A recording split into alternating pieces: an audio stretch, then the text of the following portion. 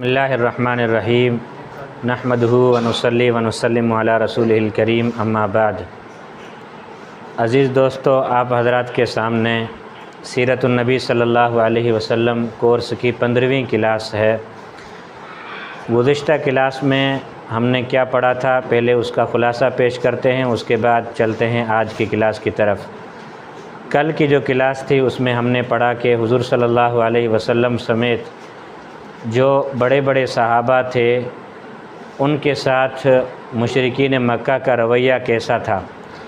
जब उन्होंने मुख्तलिफ़ किस्म की तदबीरें इस्तेमाल कर लीं और तमाम तरह हथकंडे इस्तेमाल कर लिए। आपको याद होगा कि इन हथकंडों में ज़लील हरकत भी शामिल थी, अबू तालिब के साथ 4 मुलाकातें भी शामिल थीं। उसके अलावा भी यानी मुसलमानों की तज़हीक आमेज़ इस्तेहज़ा करना, उनका मजाक उड़ाना, और इसी तरह वलीद इब्न मुगीरा के मीटिंग में एक मुत्तफ़क़ा करारदाद पेश हुई है कि रसूलुल्लाह सल्लल्लाहु अलैहि वसल्लम को क्या नाम दिया जाए। ये मुख्तलिफ़ हथकंडे इस्तेमाल हुए। जब ये सब कुछ ख़त्म हो गया तो अब इन्होंने सोचा कि आखिरी हाथ इस्तेमाल करने के बग़ैर ये दावत रुक नहीं सकती और इसको रोकने के लिए हम किसी भी तरह इनको तशद्दुद का निशाना बनाएं। तो इन्होंने तशद्दुद का निशाना बनाया। अब इनके तशद्दुद से न हज़रत अबू बकर बचा, न हज़रत उमर बचा, और न इस तरह के दूसरे सहाबा हैं। मैंने हज़रत उमर का नाम लिया है, लेकिन हज़रत उमर के ऊपर इतना टारगेट नहीं हुआ। एक वाक़या आता है सीरत में, लेकिन वो भी हज़रत उमर रज़ी अल्लाह तआला अन्हु के ऊपर इतना हाथ उठाने की कोई ज़रूरत नहीं कर सकता। तो ज़ाहिर है उसका वाक़या आज हम पढ़ेंगे इंशाअल्लाह।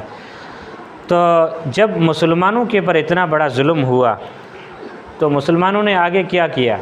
ये जुल्म का अरसा साल से 1.5 साल रहा है। यानी चौथे साल के बाद अल्लाह के रसूल सल्लल्लाहु अलैहि वसल्लम ने क्या किया, नबूवत का ऐलान किया। अब ये तकरीबन 1.5 या 2 साल का अरसा ऐसा रहा है जिसमें मुसलमानों के ऊपर बड़ा तशद्दुद हुआ, और तशद्दुद इतना हुआ कि कुछ साथी वफ़ात पा गए, शहीद हो गए। इन शुहदा को देखकर और मुसलमानों की अज़ियतों और तकलीफ़ों को देखकर अल्लाह के रसूल सल्लल्लाहु अलैहि वसल्लम ने सोचा कि हमने क्या करना है। तो अल्लाह के रसूल सल्लल्लाहु अलैहि वसल्लम ने सहाबा को हुक्म दिया कि आप हिजरत कर जाएं हबशा की तरफ। आज जो हम सबसे बड़ा टॉपिक पढ़ेंगे वो है हिजरत हबशा का। यानी रसूलुल्लाह सल्लल्लाहु अलैहि वसल्लम ने हिजरत की है हबशा की तरफ, ये आज हम पढ़ेंगे। और सहाबा ने हिजरत की, अल्लाह के रसूल ने नहीं बल्कि सहाबा ने की है, ये आज हम पढ़ेंगे इंशाअल्लाह ताला। ये हिजरत क्यों की, इसकी वजह क्या बनी? वजह ये बनी कि मुसलमानों के ऊपर मक्के में रहना 2 बार हो गया। यानी बड़ा मुश्किल हो गया मक्के के अंदर रहना। इनका अपना घर था, इनका अपना शहर था, लेकिन सिर्फ़ अल्लाह का कलमा पढ़ने की वजह से, तौहीद की दावत देने की वजह से इन बेचारों को इतना परेशान किया गया कि आखिर ये अपना शहर, अपना घर यानी मक्का छोड़ने पर मजबूर हो गए। तो हुज़ूर सल्लल्लाहु अलैहि वसल्लम ने इनको हुक्म दिया कि आप यहाँ से निकलकर किसी और मुल्क की तरफ जाएं। देखें, जो कुरान मजीद की आयत नाजिल हुई या सूरत नाजिल हुई, इस दौरानिए में जो 3 सवाल लाए थे, मैंने आपको बताया था कि असहाब कहफ के बारे में इन्होंने सवाल किया था अल्लाह के रसूल से, और इसी तरह ज़ुल्करनैन बादशाह के बारे में सवाल किया था, और इसी तरह रूह के बारे में सवाल किया था। अल्लाह ताला ने पूरी सूरत में डिटेल के साथ, बड़ी तफसील के साथ इनके वाक़यात ज़िक्र किए हैं, असहाब कहफ के और ज़ुल्करनैन बादशाह के। ये अलग बात है कि ज़ुल्करनैन बादशाह या इसी तरह असहाब कहफ का वाक़या, मुशरिकीन मक्का के सवाल का तो जवाब था ज़रूर, लेकिन इसके अंदर एक इशारा था मुसलमानों के लिए कि कुरान मजीद में आया है कि जब वो नौजवान थे, 9 थे या 10 थे, जितने भी नौजवान थे, वो उस दकियानूस बादशाह से तंग आकर तौहीद के, अपना ईमान बचाने के लिए और अपना दीन बचाने के लिए और अपना कलमा बचाने के लिए उन्होंने उस बादशाह की बादशाही को छोड़ा और गार में छुप गए, यानी हिजरत इख्तियार की। तो तुम पर भी ये हालात इस तरह के पड़े हुए हैं, आप भी इस तरह की जब आपके ऊपर जीना हराम कर दिया गया है तो आप भी मक्का छोड़कर कोई दूसरा इलाका इख्तियार कर सकते हो। इसमें एक लतीफ़ सा इशारा है जो अल्लाह के रसूल समझ गए। इसी तरह ज़ुल्करनैन बादशाह के किस्से में ये था कि ज़ुल्करनैन बादशाह मशरिक़ से लेकर मगरिब तक उसने सफ़र किया है। तो इस सफ़र में इस बात की तरफ इशारा था कि ये मशरिक़ और मगरिब के बीच में जितनी भी ज़मीन है ये किसी और की वरासत नहीं है, ये जो इंसान है इन सब की वरासत है। ये एक मुल्क छोड़कर दूसरे मुल्क की तरफ जा सकते हैं। अगर एक जगह पर तुम्हारा जीना हराम कर दिया गया हो तो दूसरे इलाके की तरफ भी तुम हिजरत कर सकते हो। तो इस लतीफ़ इशारे को अल्लाह के रसूल समझ गए थे। तो अब अल्लाह के रसूल ने गौर फ़िक्र करना शुरू कर दिया कि मेरे सहाबा के ऊपर इतना जुल्म हो रहा है। सुमैया शहीद हो गई, ज़ुनैरा की जो आँखें हैं वो उनकी जो बसारत है वो चली गई, वो बेचारी नाबीना हो गई। और सहाबा के ऊपर रोज़ाना इतना जुल्म हो रहा है कि उनको अंगारों के ऊपर लिटाया जा रहा है और मुख्तलिफ़ किस्म के जुल्म व तशद्दुद हो रहे हैं। अब इनको न नमाज़ पढ़ने दी जा रही है, न इनको कलमे की दावत देने की इजाज़त दी जा रही है, सिवाय इसके कि ये जुल्म सहते रहें और जुल्म की चक्की में पिसते रहें। इसके अलावा ये मुशरिकीन मक्का मुसलमानों को कोई और मौका नहीं देंगे। जब अल्लाह के रसूल ने इतना बड़ा जुल्म देखा तो अल्लाह के रसूल सल्लल्लाहु अलैहि वसल्लम ने गौर फ़िक्र करना शुरू कर दिया कि मैं इस मक्के के अलावा और कौन सी बादशाहत हो सकती है जहाँ पर मुसलमानों को अच्छी तरह से पनाह मिल सके, जो वहाँ जाना चाहें तो उनको आसानी के साथ वहाँ पनाह मिल सके। तो इनमें सिर्फ़ अल्लाह के रसूल सल्लल्लाहु अलैहि वसल्लम को एक मुल्क सूझा है, वो है हबशा। वहाँ एक दारुल हुकूमत है उक्सूम, उसमें एक बादशाह रहता था शाह हबशा। उसकी तरफ अल्लाह के रसूल सल्लल्लाहु अलैहि वसल्लम ने सहाबा को हुक्म दिया कि मैंने सुना है कि वो ईसाई बादशाह है और मेहमानों के साथ अच्छा सलूक करता है, जो जैसे भी मेहमान हों, जो उसकी मिल्कियत में आकर पनाह लेते हैं तो उनके साथ वो अच्छा ही सलूक करता है। तो मेरी तरफ़ से इजाज़त है, आप इन जुल्म से तंग आकर वहाँ जाना चाहें तो जा सकते हैं। तो सबसे पहले 16 सहाबा और सहाबियात की एक टोली तैयार हुई है शाह हबशा की तरफ या मुल्क हबशा की तरफ हिजरत करने के लिए तैयार हुई है। अब ये वक्त कौन सा है, तारीख़ कौन सी है, महीना कौन सा है? ये वक्त है 5 नबवी का। ये 5 नबवी का क्या मतलब है? अल्लाह के रसूल को नबी होने को अभी 5 साल हुए हैं। कितने साल हुए हैं? 5 साल हुए हैं। 5 नबवी रजब के महीने में अल्लाह के रसूल ने इनको हुक्म दिया और ये तैयार हो गए हबशा की तरफ जाने के लिए। अब हबशा की तरफ जाने के लिए एक समंदर पार करना पड़ता है, बीच में बहीरा अहमर आता है, आगे नक्शा आएगा, मैं उससे अच्छी तरह आपको समझाऊंगा। बहीरा अहमर को क्रॉस करके उसको पार करके हबशा की तरफ जाना पड़ता है। हबशा कौन है? आजकल की ज़ुबान में हबशा को एथोपिया कहते हैं। आप नेट पर सर्च करोगे ना, एथोपिया लिखा आएगा। और एथोपिया के लोग आज भी बिल्कुल कारे, और उनमें सबसे ज़्यादा खूबसूरत बंदा वो समझा जाता है जिसके हाथ की हथेली भी काली हो, वो सबसे ज़्यादा खूबसूरत समझा जाता है। काले लोग हैं और हज़रत बिलाल हबशी भी वहाँ से आए थे, हबश से आए थे। तो हबशा की तरफ हज़रत ने हुक्म दिया कि वहाँ का जो बादशाह है वो बड़ा रहमदिल है, जो पनाह लेने आते हैं उनको उनके साथ अच्छा सलूक करता है। तो 5 नबवी में रजब के महीने में सहाबा की ये टोली तैयार हुई है जाने के लिए। कितने लोग हैं? 10 हैं मर्द और 6 हैं औरतें। ये सीरत के मुख्तलिफ़ किताबों में तादाद में थोड़ा सा फ़र्क आता है, कुछ कहते हैं 14 हैं, कुछ कहते हैं 16 हैं। औरतों और मर्दों की तादाद में थोड़ा सा फ़र्क आता है। आप सीरतुन नबी खोलोगे तो उसमें दूसरी बात होगी, सीरत मुस्तफ़ा खोलोगे तो उसमें 1-2 अफराद के फ़र्क से, लेकिन ये जनरल बात यह है कि 15 से 16 अफराद निकले हैं, रात के अंधेरे में निकले हैं। रात के अंधेरे में निकलने का राज ये था कि मुशरिकीन मक्का को पता ना चले। अगर पता चल गया तो फिर हमारे ऊपर ये जो मुश्किलें हैं, ये जो तकलीफ़ें हैं, ये जो अज़ियतें हैं, ये हम पर दोबाला हो जाएंगी और हमारे ऊपर डबल हो जाएंगी। इसलिए उन्होंने रात के वक्त तश्कील बनाई है निकलने के लिए। जब ये रात के वक्त बाहर निकले हैं और ये दरिया के किनारे पहुँचे हैं, इनकी किस्मत अच्छी थी। इनकी किस्मत अच्छी थी कि जैसे ही दरिया के किनारे पे पहुँचे तो इनको लेने के लिए ख़ास स्पेशल तो वहाँ खड़ी नहीं थी, लेकिन पहले से वहाँ पे 2 कश्तियाँ मौजूद थीं, मल्लाह भी बैठे हुए थे। तो इन्होंने उजरत तय कर ली, किराया तय कर लिया और इन्होंने कहा कि हम हबशा की बंदरगाह की तरफ जाने वाले हैं। तो इसमें ये मर्द और औरतें बैठ गए और गए हैं किस तरफ, हबशा की तरफ, वहाँ पे पहुँचे हैं। सुबह इनको पता चला कि इतने सारे लोग हमारे हाथों से निकल गए।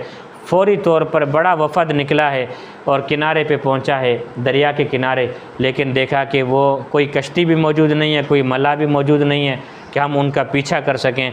बड़ा टाइम गुज़र चुका था, बड़े घंटे गुज़र चुके थे और ये मायूस होकर वापस आ गए थे मक्के।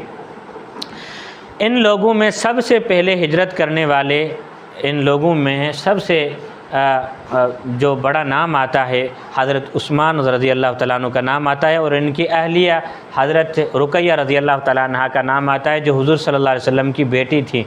अल्लाह के रसूल ने इनको रुख़सत करते हुए फ़रमाया कि कुर्राए अर्ज़ पर, इस कायनात में ये वो जोड़ी है जो हज़रत इब्राहीम के बाद और हज़रत लूत अलैहिस्सलातु वस्सलाम के बाद तीसरे नंबर पर ये जोड़ी है जो अल्लाह के लिए हिजरत कर रही है।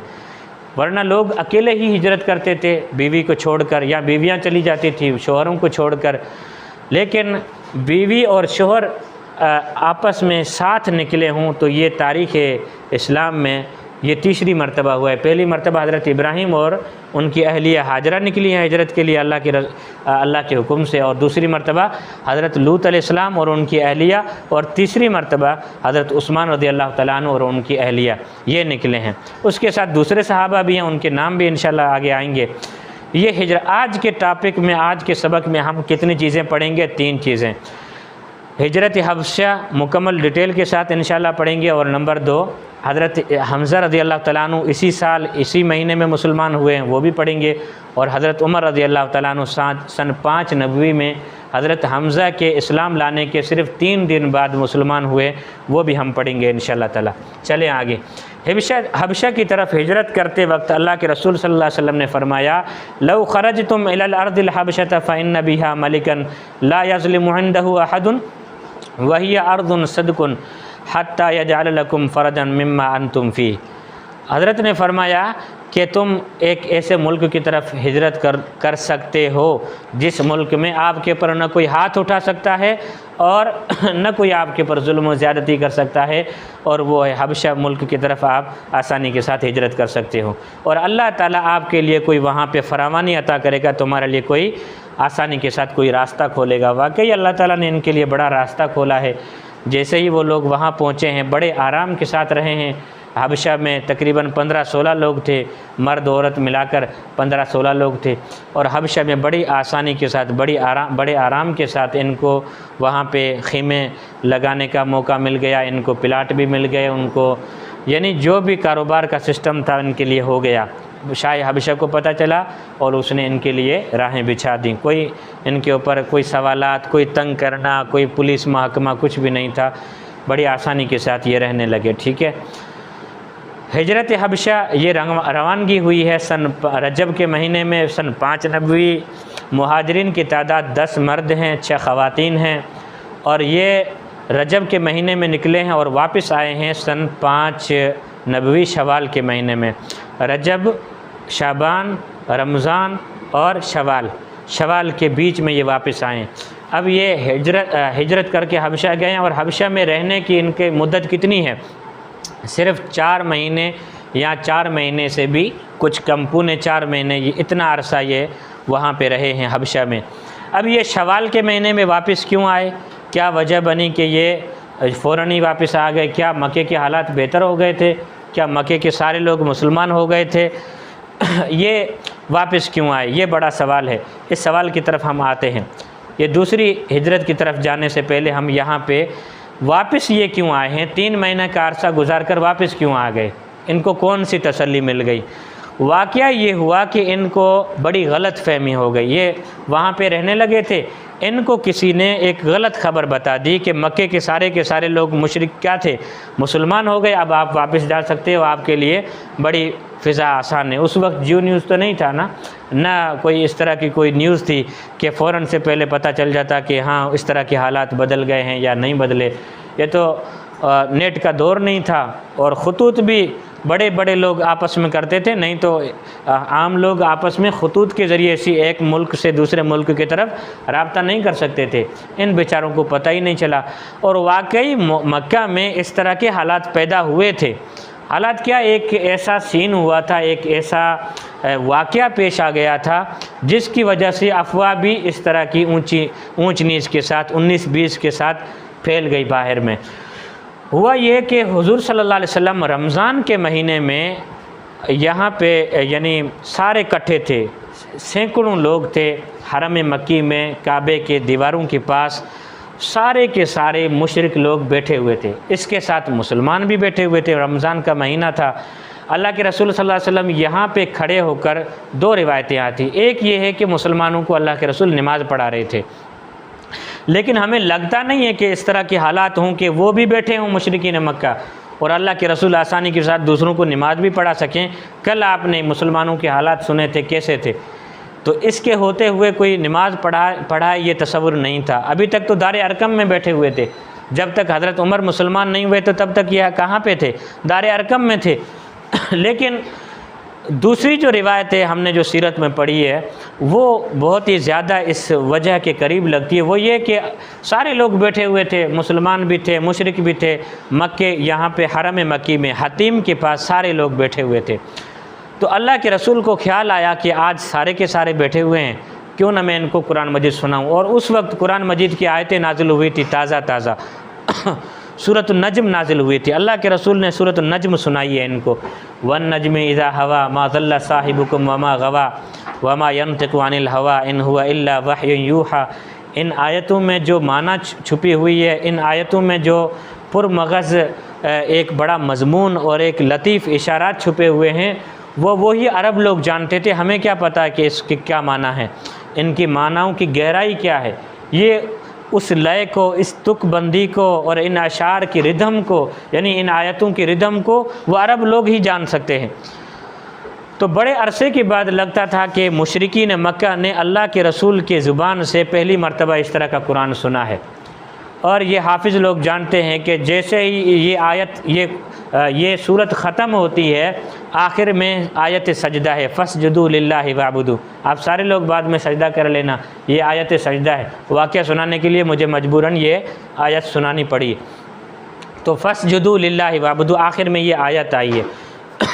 तो जैसे अल्लाह के रसूल ने ये सूरत शुरू की है, 3 रुकू के पर मुश्तमिल ये सूरत है और लंबी सूरत है। 3 छोटी सूरतों में से यानी दरमियानी सूरत हो सकती है ये। तो ये सूरत सुनाते सुनाते अल्लाह के रसूल सल्लल्लाहु अलैहि वसल्लम जैसे ही सजदे में गए तो वो भी मुशरिक थे सारे के सारे, वो भी अपना होश खो बैठे। आयत के मज़मून में इतने गरक हो गए, इनको इतना मज़ा आया, इतना सुकून आया कि बे-इख्तियार अल्लाह के रसूल के साथ ये भी सजदे में गिर पड़े। यानी सारे मुशरिकीन मक्का सजदे में गिर पड़े। तो जो कुछ लोग ऐसे थे, इन्होंने समझा कि सारे के सारे क्या हो गए, मुसलमान हो गए। ये ख़बर यहाँ के इस तरह के वाक़े की या इस सीन की जो ख़बर पहुँची है हबशा के लोगों को कि आप तो यहाँ भाग के आ गए हैं। पीछे तो एक मरतबा इस तरह हुआ है कि अल्लाह के रसूल क्या पढ़ रहे थे, नमाज़ पढ़ रहे थे या कुरान मजीद सुना रहे थे, वो सजदे में गए तो सारे के सारे मुशरिक भी सजदे में चले गए। तो सजदे में चले जाने का मतलब ये उन्होंने समझा कि सारे के सारे लोग क्या हो गए, मुसलमान। अब मक्के के हालात बेहतर हो गए और जो अबू जहल, अबू लहब, उतबा, शेबा और उमैया इब्न खलफ, उक़बा बिन अबी मुईत, ये सारी नफरी सारी की सारी क्या हो गई है, मुसलमान हो गई है। तो उन लोगों ने समझा कि हाँ अब मक्के के हालात बेहतर हो गए। कासिद तो था नहीं कि थोड़ी थोड़ी देर के बाद अपडेट देता रहता। हज़रत हुसैन के साथ भी यही हुआ था ना कि हज़रत हुसैन जैसे ही मक्के से निकले, इराक़ तक पहुंचने के बीच में किसी ने ख़बर नहीं बताई कि कूफे के हालात बदल गए हैं, आप आगे नहीं जाओ। तो हज़रत हुसैन रज़ियल्लाहु तआला अन्हु भी इस तरह बेखबरी में चलते चलते जाके इराक़ के किनारे पहुँचे हैं, वहाँ से गिरफ़्तार कर लिए गए। तो पता नहीं चला इन लोगों को जो हबशा गए थे कि जैसे ही इन्होंने ख़बर सुनी और इस ख़बर के ऊपर बड़े खुश हुए और दीवानावार यहाँ पे पहुँच गए। मक्के जैसे ही पहुँचे, लेकिन बंदरगाह पे पहुँच गए, इनको पता चल गया कुछ ना कुछ। तो फिर इन्होंने फिर भी शक समझा, हो सकता है कि ये जो अभी हमें बताई जा रही है ये ख़बर झूठी हो। शायद इनका क्या मकसद हो। तो कुछ लोग इनमें से आ गए मक्के में और कुछ लोग यहाँ से वापस चले गए हैं हबशा। जो लोग मक्के पहुँच गए, जो हबशा गए थे पहले, मक्के पहुँच गए, इनके ऊपर जुल्म दोबाला हो गया, यानी डबल इनके ऊपर जुल्म सितम होने लगा। और ये जो गुस्सा था मुशरिकीन मक्का को कि ये हमसे क्यों चले गए, हमसे क्यों भाग गए, और हमने इनका पीछा किया था, हम यहाँ तक पहुँच नहीं सके, हमारी पहुँच से बाहर जाकर वहाँ हबशा में रहने लगे हैं। इनके अंदर इतनी हिम्मत आ गई है, दूसरे मुल्कों के साथ ताल्लुकात बनाने लग गए हैं। तो ये सारा गुस्सा इनके ऊपर उतारने लगे। तो जब इतना जुल्म हो गया इन साथियों के ऊपर, फिर क्या हुआ, अल्लाह के रसूल सल्लल्लाहु अलैहि वसल्लम ने फरमाया कि अब दोबारा कोई जाना चाहता है तो फिर भी रास्ता खुला है, और इन तकलीफ़ों से और इन मसाइब से बचने के लिए आप मक्के से रुखसत कर सकते हैं, मक्के से जा सकते हैं और हिजरत कर सकते हैं। तो ये अब दूसरी हो रही है हिजरत हबशा की तरफ। पहली हिजरत हो गई 3 महीने पहले या 4 महीने पहले, अब दूसरी हिजरत हो रही है हबशा की तरफ। कितने अरसे के बाद? तकरीबन शवाल के बाद या शवाल के आखिर में और जुल्क़अद के बीच में ये दूसरी हिजरत हो रही है। अब दूसरी हिजरत के लिए मुसलमानों की जो नफरी तैयार हुई है और मुसलमानों की जो खेप तैयार हुई है, इसमें तकरीबन 83 लोग हैं। कितने? 83 लोग। दूसरी हिजरत हबशा सन 6 नबवी में। अच्छा, फिर ये जुल्हज गुज़र गया, अगला साल शुरू हो गया है मुहर्रम 6 नबवी होता है। 6 नबवी में ये दूसरी नफरी तैयार हुई है, दूसरी खेप तैयार हुई है हिजरत हबशा के लिए। इसमें तादाद है 83 मर्द और 19 औरतें। कितने? 83 मर्द और 19 औरतें। ये तैयार हुए हैं सारे के सारे हबशा की तरफ जाने के लिए। तो ये यहाँ से निकले हैं। अब मैं नक्शा दिखाता हूँ और फिर इनके साथ क्या वाक़यात पेश आए रास्ते में, वो भी आपको इंशाल्लाह सुनाऊँगा।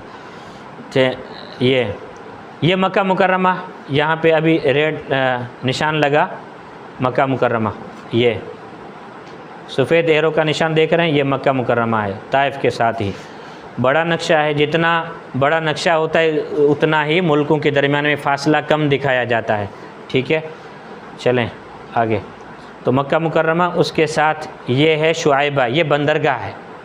शुआइबा ये बंदरगाह है, जिद्दा के साथ ही है। अब ये बंदरगाह है और ये पूरा बहीर अहमर है, जिसको बहीर कुलज़ुम भी कहते हैं। बड़ा दरिया है, बड़ा समंदर है। और यहाँ से ये बंदरगाह सामने लगती है मसू। ये सामने हबशा की बंदरगाह का नाम क्या है? मसू कहते हैं या मुसवे कहते हैं। ये दूसरी बंदरगाह मक्का मुकर्रमा की या जज़ीरतुल अरब की बंदरगाह शुआइबा है, और ये हबशा की जो बंदरगाह है इसको कहते हैं मुसव्वे। और यहाँ से आगे तीर आप देख रहे हैं उक्सुम की तरफ जाता है। ये उक्सुम दारुल हुकूमत है हबशा का। ठीक है, और हबशा बड़ा मुल्क है। ये उक्सुम के ऊपर आपने नक्शा देख लिया।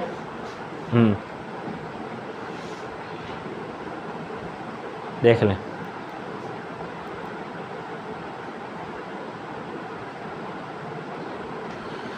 अब ये 83 लोग किन किन कबीलों से ताल्लुक़ रखते थे, मैं इनका नाम हाईलाइट कर रहा हूँ आपके सामने। बनु हारिस कबीले के हज़रत अबू उबैदा इब्नुल जर्राह, इसके साथ कितने लोग थे? 8। ठीक है, और बड़े इनके अमीर थे। आमिर कबीला बनु आमिर से कितने लोग थे? हज़रत अब्दुल्ला इब्न मखज़मा, इनके साथ कितने लोग थे? 8। ठीक है, और कबीला अदी के कितने लोग थे? 5। और मामर बिन अब्दुल्ला इनके अमीर थे। हर कबीले का मुसलमानों में से एक साथी अमीर था ताकि उनको लीड कर सके। चलें, और ये मुख्तलिफ़ कबीलों के नाम आ रहे हैं और उसके साथ उनके उमरा के नाम भी आ रहे हैं, और उस कबीले के कितने लोग हैं वो भी आपके सामने आ रहे हैं। बनु मखज़ूम कबीले के हज़रत अबू सलमा बिन अब्दुल असद, ये कौन है? ये बीवी हैं हुज़ूर सल्लल्लाहु अलैहि वसल्लम की बीवी उम्मे सलमा, ये उनके शोहर हैं। उम्मे सलमा भी इनके साथ गई हैं हिजरत हबशा के लिए। ठीक है, और तैम कबीले के हारिस बिन खालिद, इसके साथ 6 लोग हैं। बनु सहम कबीले के उस्मान इब्न रबिया, इनके साथ 11 लोग हैं। जमुह कबीले के हज़रत उस्मान इब्न मज़ऊन, इसके साथ 13 लोग हैं। ठीक है। अब्दुल उज़्ज़ा कबीले के, इनके साथ 11 लोग हैं। अब्दुद्दार कबीले के, इनके साथ 5 लोग हैं। मुसअब बिन उमैर, ये आप नाम जहन में रखना, इसकी बड़ी तारीख़ है, इंशाअल्लाह मक्के में आएगी। और मैं पूछूंगा कि ये नाम कहाँ पे गुज़रा है। मुसअब बिन उमैर का नाम बड़ा मशहूर नाम है। ज़ोहरा, कबीला बनु ज़ोहरा से कौन लोग हैं? अब्दुर्रहमान इब्न औफ, नाम सुना है पहले? ये गरीब था या अमीर था? बड़ा बिजनेसमैन था, बड़ा इनका कारोबार था। मक्के से लेकर यमन तक और यमन से लेकर शाम तक इसकी तिजारत फैली हुई थी। ठीक है, चलें आगे। अब्दुर्रहमान इब्न औफ बनु हाशिम कबीले के। जाफ़र बिन अबी तालिब, ये हुज़ूर सल्लल्लाहु अलैहि वसल्लम के चचाज़ाद भाई हैं, अबू तालिब के बेटे हैं। ये हुज़ूर को दुर्रा में या घाटी में नमाज़ पढ़ते हुए देखकर अबू तालिब से कहा कि मैं भी मुसलमान होना चाहता हूँ। अबू तालिब ने इनको इजाज़त दी, ये भी मुसलमान हो गए। हज़रत अली से बड़े हैं। ठीक है। नौफल, उतबा बिन ग़ज़वान, ये एक ही था इस कबीले का। बनु अब्द शम्स, उमैया, हज़रत उस्मान इब्न अफ़्फ़ान रज़ियल्लाहु तआला अन्हु, इनके साथ 8 लोग हैं। बनु उमैया बड़ा ख़ानदान है, बड़ा कबीला है। अब्द शम्स के बेटे हैं, उनके ख़ानदान से हैं हज़रत उस्मान इब्न अफ़्फ़ान रज़ियल्लाहु तआला अन्हु। ये इतने ख़ानदान थे जो ये इतने कबीले थे मक्के के अंदर रहने वाले। बाकी कुछ कबीले रहते हैं, इनका कोई भी साथी न मुसलमान हुआ, न वहाँ तक जा सका। कोई मुसलमान हुआ होगा लेकिन जा नहीं सका हबशा की तरफ। ठीक है। ये इतने, ये नक्शा है प्यारा, आप देख लें इसको, और बाद में किसी को चाहिए तो इंशाल्लाह मिल जाएगा। चले, ये साथी पहुँचे हैं कहाँ पे? अच्छा देखें, मुशरिकीन मक्का ने तान लिया था कि जो पहले 15-16 लोग हमारी बेखबरी की वजह से निकल गए, अब रात दिन हर जगह पे पहरा लगाया हुआ था। इन लोगों ने चौकीदारी कर रहे थे कि कोई भी बंदा यहाँ से निकल नहीं सकता। और इस पहरे के बीच में इतने 83 मर्द और 19 औरतों की इतनी बड़ी तादाद मक्के से कैसे निकली? हमें लगता है कि अल्लाह ताला की मदद के सिवा कोई और चीज़ हमें दिखाई नहीं देती, वरना तो हर जगह पे पहरा लगा हुआ था। बड़ी एहतियात के साथ, बड़ी तदबीर के साथ ये लोग निकले हैं और मुख्तलिफ़ बंदरगाहों पे पहुँचे हैं, और वहाँ से निकल कर सामने की बंदरगाहों पे पहुँचे हैं, और वहाँ से निकल कर उक्सूम पहुँचे हैं, दारुल हुकूमत हबशा। वहाँ पे पहुंचकर बादशाह सलामत से इनकी मुलाकात हुई है, शाह हबशा से, और नज्जाशी उनका नाम था। उनके साथ उनकी मुलाकात हुई है। उन्होंने कोई भी इनके ऊपर रोक टोक नहीं की और उनको बड़े आराम के साथ उनको पूरी कॉलोनी बना के दे दी, और ये वहाँ पे आराम के साथ रहने लगे। बड़े सुकून के साथ नमाज़ें पढ़नी शुरू कर दी इन्होंने, और फिर इनके उसके साथ एक दूसरे को तालीमात देना शुरू कर दी। वहाँ पर भी इन्होंने तबलीग शुरू कर दी माशाअल्लाह। वहाँ पे इतना बड़ा काम शुरू कर दिया। अब मक्के को दूसरे या तीसरे दिन इन्होंने इतने सारे लोगों से खाली देखा कि उस्मान भी नहीं है, फ़लाँ भी नहीं है, फ़लाँ भी नहीं है, फ़लाँ भी नहीं है। तो रिवायतों में आता है कि एक दूसरे के साथ गपशप करने लगे हैं ये मुशरिकीन मक्का। इन्होंने कहा ठीक है यार, अच्छा नहीं लगता कि ठीक है इनका दीन अलग था, हमारे दीन के ऊपर ये चोटें लगाते थे, लेकिन घरों को ताले पड़े हुए हैं और हमारे ही खून के लोग हमें छोड़कर निकल गए हैं। इनको बड़ा दुख हुआ है, आपस में बैठकर इन्होंने दुख की बातें की हैं। लेकिन फिर भी इनमें कुछ बड़े मुतकब्बिर किस्म के लोग थे कि अगर गए हैं तो इनको घसीट के वापस लाना चाहिए। तो फिर इन्होंने एक बड़ा वफ़द तैयार किया है। वफ़द में नाम तय हुए हैं सिर्फ़ 2। एक हज़रत अमर इब्न अल-आस रज़ियल्लाहु तआला अन्हु, जो बड़े सहाबी हैं, जो बाद में मुसलमान हुए हैं, लेकिन इनको वापस लाने के लिए शाह हबशा नज्जाशी से मुलाकात के लिए बड़े समझदार लोग बंदे थे। और हुज़ूर सल्लल्लाहु अलैहि वसल्लम ने बाद में दूसरे बादशाहों को ख़त भेजे थे, वो भी इनके हाथ भेजे थे, लेकिन अब तक मुसलमान नहीं हुए थे। इसलिए मुशरिकीन मक्का का नुमाइंदा बनकर, सफ़ीर बनकर जज़ीरतुल अरब का गए हैं। कहाँ पर? शाह हबशा से मुलाकात के लिए। इनका नाम आगे आ रहा है। ठीक है। ये अमर इब्न आस रज़ियल्लाहु तआला अन्हु और दूसरा अब्दुल्ला इब्न रबिया की सफ़ारत। मक्के के लोग बड़े बादशाह की तरफ मुलाकात के लिए बड़े ज़ीरक लोगों को भेजते थे, जो बादशाह के सामने दाव पेच जानते हों। बादशाह ये बात कहेगा तो मैं ये ऊपर डालूँगा, ये कहेगा तो मैं ये बात करूँगा, कहीं फंस ना जाऊँ, कॉन्फिडेंस में कोई फ़र्क ना आए, बड़े ख़ुद एतमादी के साथ बात कर सकूँ, और एक वहाँ पे जाके किसी मुल्क का और किसी कौम का बाकायदा सफ़ीर लगे, बड़ा नुमाइंदा लगे। इस तरह के बंदे को भेजते थे।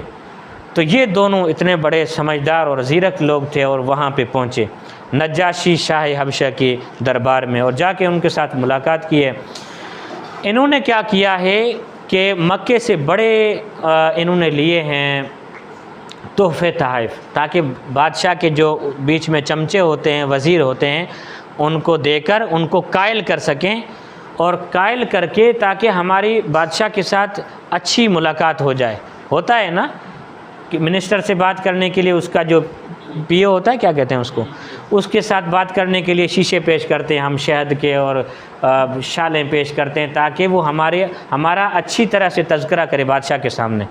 तो इन्होंने बड़ा पैसा लुटाया है उनके वज़ीरों के ऊपर और वज़ीरों की पूरी खेप गई है शाह हबशा के पास और उन्होंने कहा कि बड़े लोग आए हैं, 2 सफ़ीर आए हैं और कुरैश मक्का हैं और बड़े सरदार लोग हैं और जो मुतालबा लेकर आए हैं आपने अच्छी तरह से उनको पूरा करना है। बादशाह ने कहा उनको बुलाओ अंदर, और ये अंदर बैठे हैं और उन्होंने बात शुरू कर दी। देखें, कहा कि हमारी कौम के कुछ जज्बाती किस्म के नौजवान हमारे मुल्क को छोड़कर आपके पास आए हैं और बाज़ उनमें से हमारे ग़ुलाम हैं, हमारे नौकर हैं, हमारी तनख्वाह के ऊपर पले हुए हैं, हमारे कर्ज़दार हैं और ये आपके पास आ गए हैं। आपने उनको क्या दे दी है?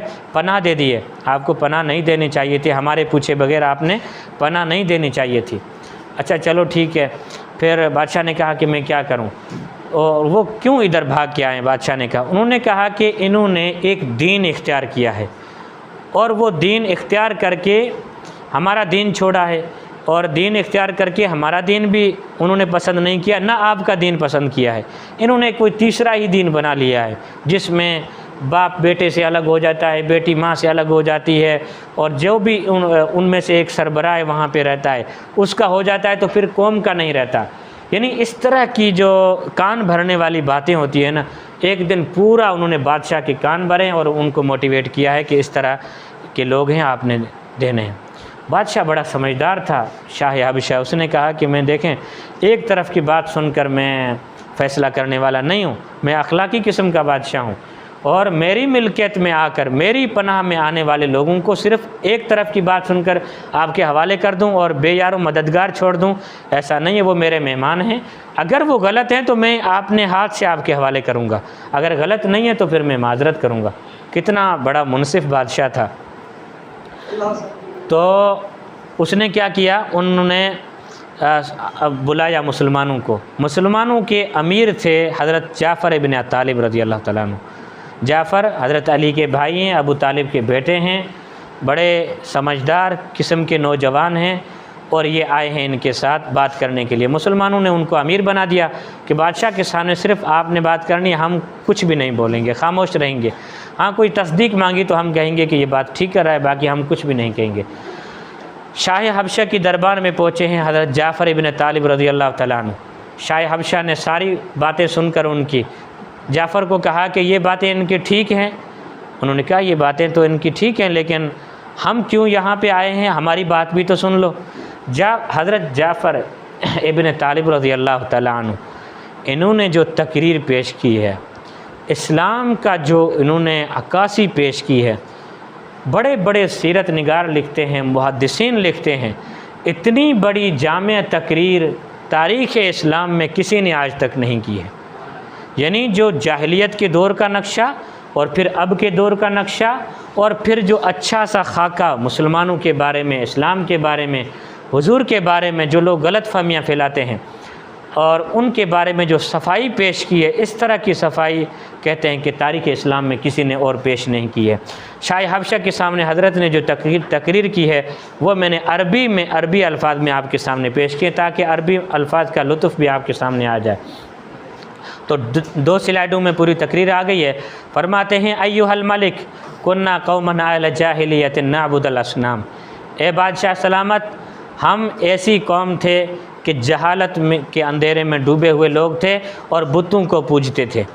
वनाकुलुल मैता, हम मुर्दारों को खाते थे, मुर्दार खाते थे, कोई ज़बह का तसव्वुर ही नहीं था, कोई मरा हुआ मुर्दार पड़ा है हम उसको खा लेते थे। वनातिल फ़वाहिश, हम बदकारियाँ किया करते थे। वनक़ताउल अरहाम, हम सिला रहमी को तोड़ते थे, यानी झगड़े करते थे, भाई की भाई से नहीं बनती थी, यानी एक ही चार दीवारी में बैठने वाले, एक दूसरे के खून के प्यासे लोग थे हम। वनसील जवार, हम यानी पड़ोसियों का कोई ख्याल नहीं करते थे। वयाकुल मिन्नल कवा अज़्ज़ाइफ़, हम में से जो ताकतवर होता वो कमज़ोर को खा जाता था। फ़कुन्ना अला ज़ालिक, हम सदियों से इस बात के ऊपर डटे हुए थे। हत्ता बअसल्लाहु इलैना रसूला, अल्लाह ताला को रहम आ गया हमारी हालत पर, यहाँ तक कि हम में एक बंदा भेजा हमारी तरफ, पैगंबर बना के भेजा हमारी तरफ, एक रसूल बना के भेजा अल्लाह ताला ने, अपना एक नुमाइंदा भेजा हमारी तरफ। मिन्ना, वो ऐसा नहीं है कि तुम्हारी कौम से हो, ऐसा नहीं है कि रूम की कौम से हो, ऐसा नहीं है कि वो ईरान की कौम से हो, मिन्ना, हम में से ही था। वो नौजवान जो हमारी तरफ अच्छा पैगाम लेकर आया वो कौन है? वो हम में से ही है।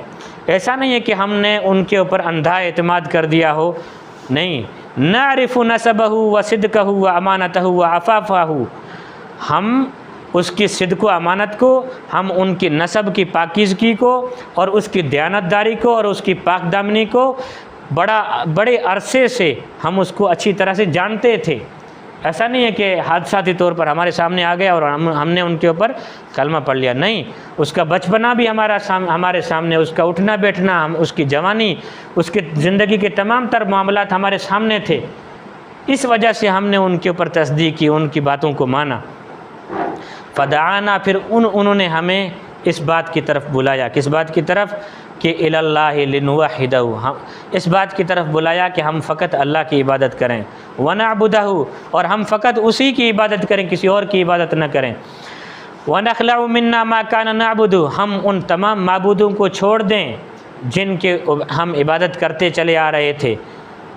नहनु व आबाउना मिन दूनिही मिनल हिजारति वल औसानी, और जो पत्थरों को पूजते थे और सनमों को पूजते थे, जो पत्थरों के बनाए हुए थे, लकड़ियों के बनाए हुए थे, जिस किस्म के बुत बनाए हुए थे, उनको छोड़ने का हमें हुक्म दिया उसने। फिर हमें उसने और कौन सी चीज़ों का हुक्म दिया? फरमाते हैं अमरना बिसिद्क़िल हदीस, उसने कहा कि झूठ नहीं बोलो, सच बात कहो। व अदाअल अमानती, और उसने कहा कि अमानतों को अदा करो, ख़यानत नहीं किया करो। वसीलतर रहमी, उसने कहा कि कता रहमी नहीं करो, एक दूसरे के साथ जुड़े रहो, सिला रहमी इख्तियार करो। व हुस्नल जवारी, उसने कहा कि पड़ोसियों के साथ अच्छा सलूक करो। वलकफ़ अनिल महारिमी, और जो हराम के काम हैं उनसे अपने हाथ रोक लो। व दिमा, और जो खून रेज़ी करते हो और नाहक खून बहाते हो, इससे भी अपने आप को रोक लो। व नहाना अनिल फ़वाहिशी, और उसने उन तमाम हमें बुराइयों से हमें रोका। व क़ौल ज़ूरी, और हमें झूठी बात से रोका। अय्युहल मलिक, ए बादशाह सलामत, कुन्ना कौमन जाहिलियत, जाहिलिया हम थे।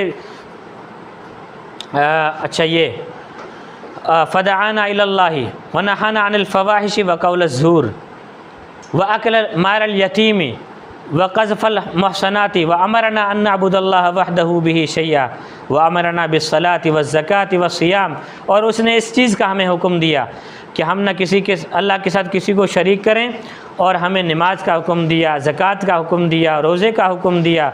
फ़अद्दद अलैहि उमूर अल-इस्लाम, फिर हज़रत जाफ़र इब्न तालिब ने इस्लाम के जो अहकाम थे वो भी बादशाह सलामत के सामने गिनवाए। फ़सद्दक़नाहु, फिर हमने उसकी तस्दीक कर दी कि वाकई आप सच्चे हैं। व आमन्ना बिही, हमने मोहम्मद के ऊपर बाकायदे ईमान लाया।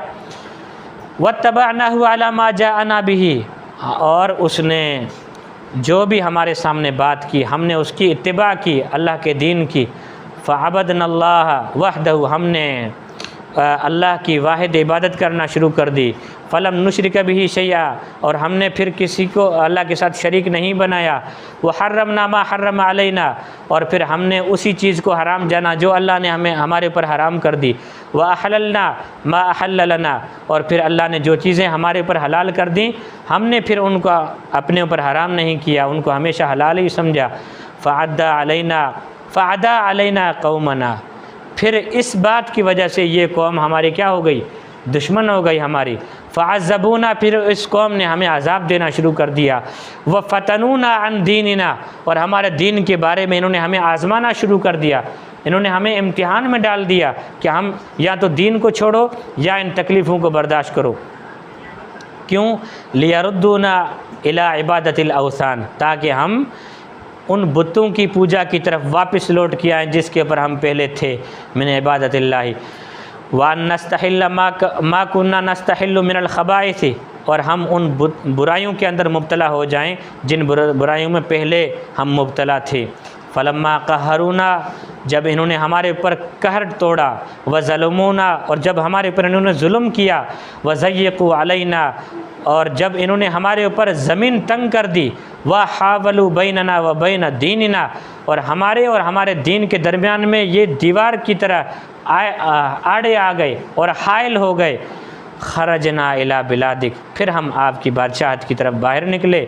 वख्तरना का अला मन सिवा का वरगबना फ़ी जिवारिक वरजूना अल्लाह नुस्लिमा इंदक अय्युहल मलिक, फिर हमने दूसरे मुल्कों के मुकाबले में आपके मुल्क को तरजीह दी और हमने आपके अंदर ये उम्मीद रखी कि आप हमें अच्छी तरह पनाह देंगे और किसी को हमारे ऊपर जुल्म करने की आप इजाज़त नहीं देंगे। ए बादशाह सलामत, हमारी पूरी कहानी सच्चाई यही है। ये जो इन्होंने तकरीर पेश की, बादशाह सलामत पूरा पिघल गया और इसके जितने भी अंदर जो एतराज़ात थे वो सब के सब ख़त्म हो गए। उसी वक्त उन जो नुमाइंदे आए थे मुशरिकीन मक्का के, उनको चलता कर दिया और उनको निकाल दिया कि चले जाओ, आप झूठी बातें लाए हो मेरे सामने, ये तो बेचारे मजलूम हैं, इनके ऊपर आपने ऐसा ही जुल्म करना शुरू कर दिया। उसके बाद हज़रत जाफ़र इब्न तालिब रज़ी अल्लाह तआला अन्हु ने 3 सवाल किए हैं बादशाह सलामत से कि मुझे इन 3 सवालों के जवाब इन लोगों से लेकर दें। हाँ, अगर हमारे अंदर ये 3 गलतियां हैं या इन 3 गलतियों के बारे में हम गुनाहगार हैं तो बेशक हम सारे इनके साथ वापस जाने के लिए तैयार हैं, फिर जो चाहे हमारे साथ सलूक करें। तो कौन से सवाल थे? हज़रत जाफ़र कितने समझदार, फरमाया क्या हम किसी के ग़ुलाम हैं जो भाग कर आए हैं? हाँ, जो मुशरिकीन मक्का हैं या आप में से, दोनों में से, हम सारे 83 लोग और 19 औरतें, हम में से कोई आपका ग़ुलाम है, आपका नौकर है, तो फिर ठीक है, हम आपके पास जाने के लिए तैयार हैं, क्योंकि हम आपकी मुलाजमत में थे, हमारा मुआहदा होता है मुलाजमत में और छोड़ना जुर्म होता है, तो हम आपके साथ जाने के लिए, हम तो सारे आज़ाद लोग हैं। क्या हम किसी का खून करके आए हैं? अगर हम किसी का खून करके आए हैं तो फिर ठीक है, हमें वापस ले जाओ और हमारे साथ जो भी अदालती सलूक करना है करो। क्या हम किसी का माल लेकर भागे हैं? ये 3 बातों का जवाब लेकर दें। तो इन 3 सवालों के ऊपर उनके ज़ुबानें बंद हो गई, वो गुंग होकर रह गए, खामोश हो गए, कुछ भी बोल नहीं सके। फिर बादशाह ने कहा कि देखें, आपका कोई जवाज़ नहीं बनता इन लोगों को प्रेशराइज़ करने के लिए और इनको वापस लाने के लिए, दबाव डालने के लिए कोई भी आपके ऊपर जवाज़ नहीं बनता। ये आज़ाद लोग हैं, इनको छोड़ें और मेरी अमानत हैं, ठीक है। फिर क्या हुआ, एक और किस्सा भी हुआ जो यहाँ पे देखें, ये बाहर नहीं निकले, उसी बादशाहत में रहे, रात को यहाँ किसी मेहमान खाने में रहे या कहीं पर भी रहे। हज़रत अमर इब्न आस रज़ी अल्लाह तआला अन्हु, जो अभी तक मुसलमान नहीं हुए, जो अपने साथी के साथ कहा, अब्दुल्ला को कहा कि देखिए, मैं कल बादशाह सलामत को ऐसी बात कहूँगा जिसके बाद बादशाह सलामत ये मुसलमान हमारे हवाले करने पर मजबूर हो जाएगा। उसने कहा कि यार ऐसा नहीं करो, हो सकता है कि बादशाह वो बात सुनकर हमारे लोगों के ऊपर जुल्म करना शुरू कर दे, हो सकता है मार दे इनको, फिर क्या होगा, इतने सारे केस हमारे गले पड़ जाएंगे। तो बात ये करनी थी इन्होंने कल जाकर बादशाह सलामत के दरबार में, वाकई उन्होंने की। दूसरे दिन आए बादशाह के सामने और उन्होंने कहा कि आपने जिन लोगों को पनाह दी है, इनसे पूछें कि हज़रत ईसा और इब्न मरियम के बारे में क्या अकीदा है। ये हज़रत ईसा को गालियाँ देते हैं और बीबी मरियम को भी क्या देते हैं, गालियाँ देते हैं। ये इन्होंने गलत बात बता दी बादशाह सलामत को। बादशाह चूँकि ईसाई था, हज़रत ईसा को मानने वाला था और बीबी मरियम का चहीता, यानी उनको खुदा समझने वाला था, इस तरह की बात।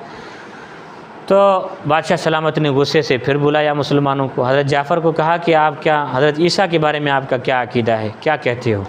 तो हज़रत जाफ़र ने फरमाया, सुने, हज़रत ईसा के बारे में हमारा अकीदा।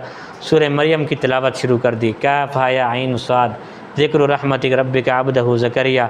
फिर दूसरे रुकू में हज़रत ईसा अलैहिस्सलातु वस्सलाम की विलादत और वालिदा का जो हुआ है हमल वो उसके बाद 3 दिन के बाद जो बोले हैं पिंगोड़े में वो, उसके बाद हज़रत ईसा अलैहिस्सलाम 3 दिन के बाद जो करामात दिखाई हैं वो, ये सारा किस्सा इस सूरत के अंदर आ जाता है।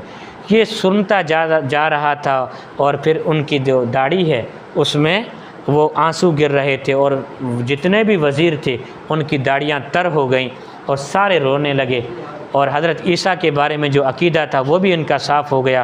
पूरी तिलावत सुनने के बाद बादशाह सलामत ने ज़मीन से एक तिनका उठाया है, कख चाहूँ, ये तिनका उठाया और कहा कि जो इनका अकीदा है मुसलमानों का हज़रत ईसा के बारे में, अगरचे वो मेरा नबी है, लेकिन इनका जो अकीदा है हज़रत ईसा अलैहिस्सलाम इस तिनके के बराबर भी इस अकीदे से बड़े नहीं हैं कि हम कहें कि हज़रत ईसा खुदा है, या इन्होंने हज़रत ईसा के अकीदे में या एहतराम में कुछ कमी की है, वो भी नहीं की। हज़रत ईसा जैसे थे वैसे ही इनका अकीदा है।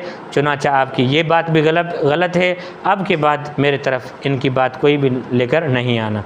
तो ये वापस चले गए नाकाम होकर। अच्छा, ये हो गया। उसके बाद क्या हुआ, मुसलमान हुए हैं। 2 वाक़यात मैं पीछे छोड़ के आया हूँ क्योंकि ये बड़ा वाक़या था, इसको पूरा करने के लिए। 2 वाक़यात कौन से मैंने छोड़े, हज़रत हमज़ा रज़ी अल्लाह तआला अन्हु के मुसलमान होने का वाक़या और हज़रत उमर रज़ी अल्लाह तआला अन्हु के मुसलमान होने का वाक़या। सन 5 नबवी है, ये शवाल या ज़ुल हज का महीना है। ज़ुल हज के महीने में हज़रत हमज़ा रज़ी अल्लाह तआला अन्हु मुसलमान हुए। इसके इस्लाम लाने का वाक़या भी अजीब है।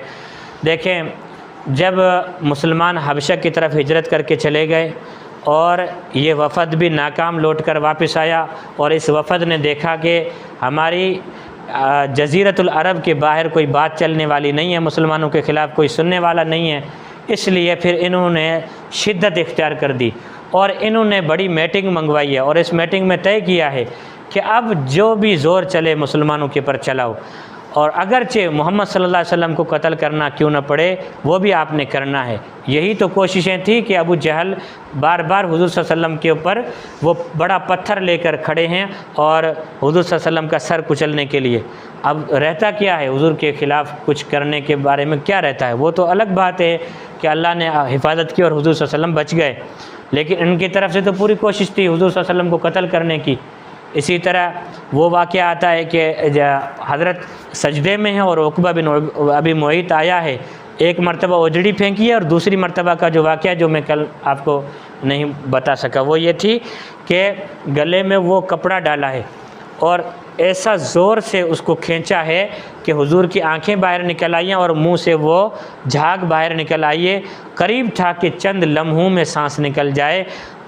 इसके बीच में कोई साथी भाग के गया है, हज़रत अबू बकर के घर को दस्तक दी है और हज़रत अबू बकर दौड़ते हुए आए हैं और ऐसा धक्का दिया है उक़बा बिन अबी मुअय्यित को, वो पीछे जाके गिरे हैं और हज़रत अबू बकर ने वो अल्फाज कहे हैं मुशरिकीन मक्का से जो भी वहाँ पे खड़े थे, अतक़तुलूना रजुलन अन यक़ूल रब्बी अल्लाहु वक़द जाअकुम बिल बय्यिनाति मिन रब्बिकुम, क्या तुम किसी शख्स को इस बात के ऊपर कत्ल करने वाले हो, सिर्फ़ इस बात के ऊपर कि वो कहता है कि तुम फ़कत अल्लाह की इबादत करो, तुम इस बात के ऊपर किसी की जान लेने के ऊपर तैयार हो गए हो।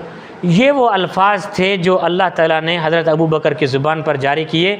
ये वो अल्फाज थे जो हज़रत मूसा अलैहिस्सलाम के ऊपर जब फ़िरौनी हमला करने वाले थे, उस वक्त हज़रत मूसा की कौम में ऐसा एक बंदा था, रजुल मोमिन जिसको कहा जाता है, मर्द मोमिन, वो आया जो पहले ईमान छुपाता था। वो खैर ख़वाना तौर पर सामने आए और उन्होंने क्या किया, उन्होंने फ़िरौनियों के सामने आए और उन्होंने उनके सामने बात की है कि अतक़तुलूना रजुलन अन यक़ूल रब्बी अल्लाह वक़द जाअकुम बिल बय्यिनाति मिन रब्बिकुम। तो ये वही बात दोहराई है हज़रत अबू बकर ने इनके सामने। और हज़रत अली रज़ी अल्लाह तआला अन्हु फरमाया करते थे कि हुज़ूर के सहाबा में सबसे बड़े बहादुर कौन है, तो जितने भी जामिया मस्जिद में लोग खड़े थे उन्होंने कहा आपसे बड़ा शेर कौन होगा, कहा कि नहीं, मैं तो हज़रत अबू बकर की उस लम्हे की बराबर भी शेरी नहीं दिखा सकता हूँ जो हज़रत अबू बकर ने दिखाई थी। वो फिर ये वाक़या बताया है, हज़रत अली ने ख़ुद बताया है कि जिस वक्त हज़रत के गले में उन्होंने वो कपड़ा डाला और फिर उनको खींचा है, हम उस मंज़र को देख रहे थे लेकिन हमारे अंदर हिम्मत नहीं थी कि हुज़ूर को छुड़ा सकें। उस वक्त हज़रत अबू बकर ने छुड़ाया है और हज़रत अबू बकर की बहादुरी सबसे बड़ी बहादुरी है, क्योंकि उस वक्त हुज़ूर की जान को बचाया है जब अपनी जान ख़तरे में थी। और फिर कहा कि हज़रत अबू बकर की मिसाल उस रजुल मोमिन की तरह है जो हज़रत मूसा को बचाने के लिए आगे आया था, लेकिन हज़रत अबू बकर का मर्तबा उस रजुल मोमिन से भी बड़ा है, क्योंकि वो ईमान छुपाता था। हज़रत अबू बकर ईमान छुपाता नहीं था, अल ऐलान कहता था कि मैं मुसलमान हूँ। तो ये हज़रत, तो अब रहता क्या था, तो ये को कत्ल करने की कोशिशें बराबर जारी थी। इसी कोशिश का एक वाक़या है कि एक मर्तबा सफ़ा पहाड़ी पर या किसी दूसरी पहाड़ी पर हुज़ूर सल्लल्लाहु अलैहि वसल्लम किसी सुबह के टाइम खड़े थे। अबू जहल वहाँ से गुज़रा और हुज़ूर को अकेला देखा और हुज़ूर को नंगी गालियाँ देना शुरू कर दी, और हुज़ूर सल्लल्लाहु अलैहि वसल्लम को एक पत्थर मारा है जिससे हुज़ूर सल्लल्लाहु अलैहि वसल्लम लहूलुहान हुए हैं। लेकिन अकेले थे, कोई साथ नहीं था। अबू जहल अकेला था, लेकिन ये गालियाँ भी सही हैं और वो पत्थर भी बर्दाश्त किया है।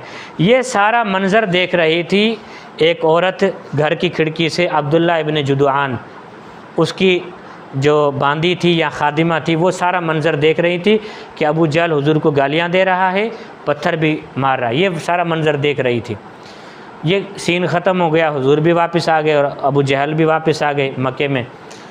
शाम के वक्त हुज़ूर के चचा हज़रत हमज़ा अभी तक मुसलमान नहीं हुए, शिकार पे जाते थे और शाम को वापस लौटते थे, और ये जो हथियार होते थे वो सजाए होते थे। तीरों का थैला होता था, वो सामने थैले की सूरत में साथ होते थे। आ रहे हैं, बड़े लंबे कद के थे, बड़े बहादुर इंसान थे, ताकतवर, आ रहे हैं पहाड़ों के किनारों से, इस तरह आते आते उसी मंज़र से गुज़रे हैं। तो अब्दुल्ला इब्न जुदआन की बांदी ने रोक लिया हज़रत हमज़ा को कि एक मिनट ठहरे, मैं आपको एक बात बताती हूँ। तो ये सारा मंज़र बता दिया। यहाँ पे जाफ़र, चूँकि ये हमज़ा क्या थे, हुज़ूर के चचा थे, ये सुनकर के मेरे भतीजे के ऊपर अबू जहल ने हमला किया है, गालियाँ दी हैं। यहाँ पे ये जो कौमी जो गैरत होती है, नस्बी जो गैरत होती है, वो जागी है, वो गैरत जागी है और गैरत में वहाँ से निकले हैं। कहा कि होता कौन है अबू जहल, मेरे भतीजे को इस तरह की गालियाँ देने वाला और उसके ऊपर हमला करने वाला है, क्या अकेला देखा है इसने? हालांकि अभी तक ये ख़ुद भी मुसलमान नहीं है, लेकिन भतीजे पर हमला हुआ था, इसलिए गैरत में वहाँ से भागें और निकले और कुछ भी नहीं देखा, जो भी बीच में आता था उसको हटाते जाते थे। डायरेक्ट जाके पहुँचे हैं हतीम में। हतीम में अबू जहल महफल जमाए बैठे हैं और सारे मुशरिकीन बैठे हैं, और वहाँ पे सर पे खड़े होकर हाथ में एक कमान थी या इस तरह की कोई चीज़ थी, हथियार था, सीधा जाके अबू जहल के सर पे मारा है और अबू जहल के सर से खून के फवारे फूटे हैं। और फिर लोग उठे हैं और अब हमज़ा को पकड़ा है, लेकिन हज़रत हमज़ा बड़े बहादुर इंसान थे, ताकतवर बंदे थे, उसके सामने कोई हिम्मत नहीं कर सकता था उठने की। तो लोगों ने कहा कि आप भी मुसलमान हो गए हैं क्या? तो हालांकि अभी तक मुसलमान नहीं हुए थे। उसने कहा कि हाँ मैं मुसलमान हो गया हूँ, तुम क्या करोगे? इसमें इतनी हिम्मत है कि मेरे भतीजे के ऊपर हमला करता है। मुसलमान नहीं हुए थे, लेकिन एक गैरत में जुमला निकल गया और अबू जहल को मारा पीटा और लोगों ने छुड़ा दिया जल्दी से। अबू जहल ने कहा कि इसको कुछ भी नहीं बोलो, वाकई मैंने इसके भतीजे के ऊपर बड़ी ज़्यादती की है। अबू जहल ये हज़रत हमज़ा गए हैं, रात को घर में सोए हैं। अब वो बातें दिन वाली करवट लेना शुरू हो गई। शैतान ने आके फेरे दिए, कहा कि तुमने जज्बात में इस तरह अपने आबा व अजदाद के दीन को छोड़ा है, ये किया वो किया है। फरमाते हैं इस्लाम लाने के बाद कि मैं पूरी रात इस शशोपंज में